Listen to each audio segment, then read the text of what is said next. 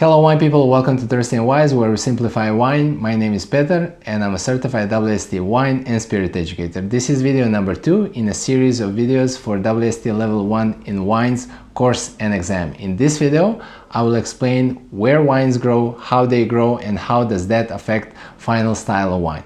This channel is a community of wine people that want to learn with understanding, and we also organize in-person and online WSET courses and exams. So if you're interested to learn about wine with understanding and get certified, you're in the right place.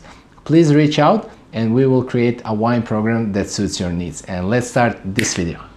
Okay, wine people, in this second video I will explain how grapes grow, where grapes grow, how that affects the style of wine, and then on the end we will answer 5 multiple choice questions to test our knowledge. If you didn't see the previous video, in the previous video we talked about what is wine, grape parts, and alcoholic fermentation.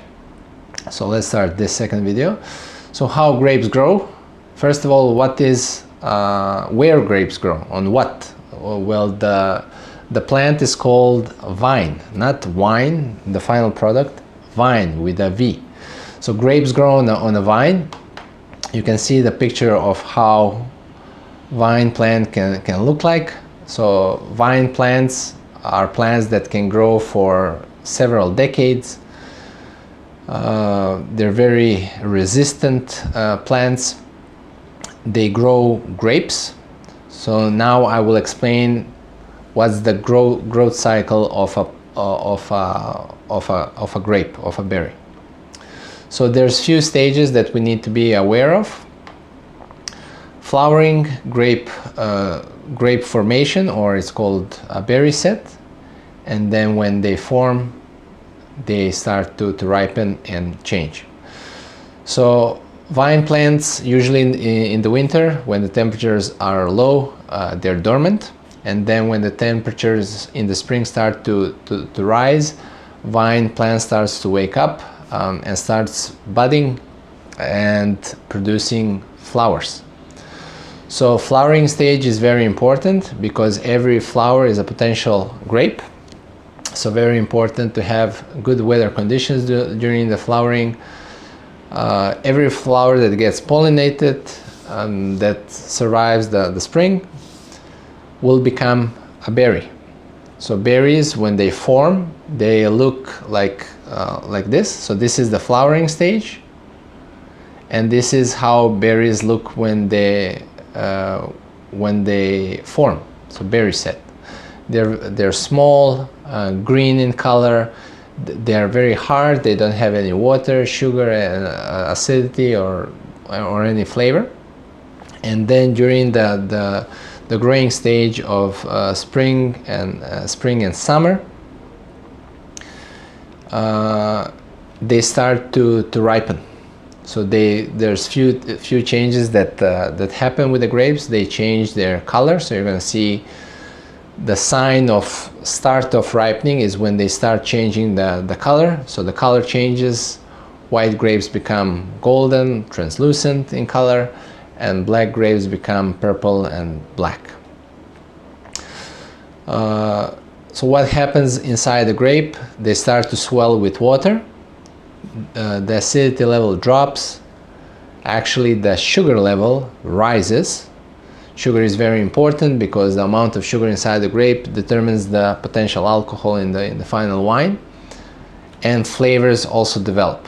More riper grapes will taste more riper in the wine. That's very important to understand because the climate is the main factor that determines the ripeness, the flavors, the style of the flavor in the final wine. Why do wines taste fresh and green and citrus? Because they're usually probably coming from a cool climate. Why the wine tastes ripe? Because the grapes are probably coming from a warm climate. So where grapes grow? Vineyards grow around the world, but they need to have certain conditions, certain climate that is favorable. So usually climate that is ideal for grape growing is between 30 and 50 degrees latitude of North and South Hemisphere. So in this belt, the climate is not too hot or too cold, which is ideal for grape growing. If you're closer to 30 degrees in latitude, the climate will be quite hot Mediterranean climate, which is beneficial usually for black grapes, better. Black grapes, they require more heat, so they grow better in a warmer climate. This is generally speaking. And then if you're closer to 50 degrees latitude, it's much cooler than if you're closer to the 30 degrees latitude. So in a cooler climate, usually white grape varieties grow better, because white grapes, usually white wines that are higher in acidity, fresher, grow in a cool climate. Again, generally speaking, there's local factors that are influencing this climate. So what happens with the grapes in a cooler or warmer climate? In a cool climate, so white grapes are more represented in a cooler climate, and wines that are produced are usually lower in sugar, which means lower in potential alcohol, and higher in acidity and fresher in flavor. Cool climate, something like Germany, for example.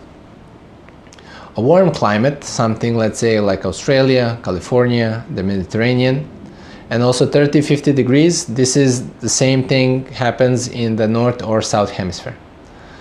So in a warm climate, opposite style of flavors of the wine happens. So in a warm climate, you have grapes that are higher in sugar, which means potential higher alcohol. And also acidity with ripeness drops down. So you're going to have grapes that are higher in sugar, potential higher alcohol, but have lower, softer acidity. Okay, this is very important because how you progress in your wine knowledge, understanding these basics is super important, because later on you're going to understand how factors in the vineyard actually affect the local climate, and how that affects the ripeness level of grapes, and how it affects the final style of the wine. All right, so let's test our knowledge. At what age does a grape wine begin producing a crop of grapes?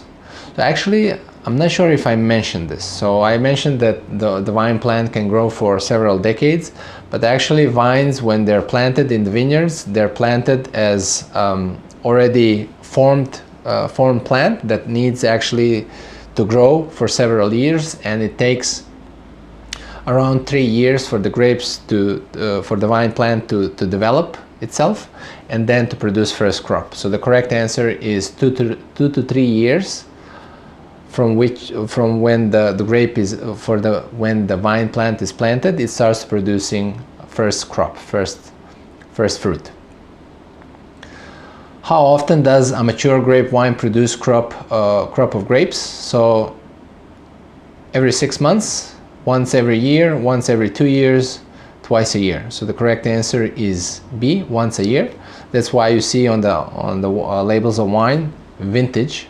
So vintage means in which year the grapes were grown. What happens during the flowering stage of grape growth? So grapes begin to swell with water, individual flowers are transformed into grapes, the vine produces its first crop, the wine begins to produce alcohol. So during the flowering stage, the correct answer is B, individual flowers are transformed into grapes, which is the berry set. What color are grapes at the beginning of the ripening stage?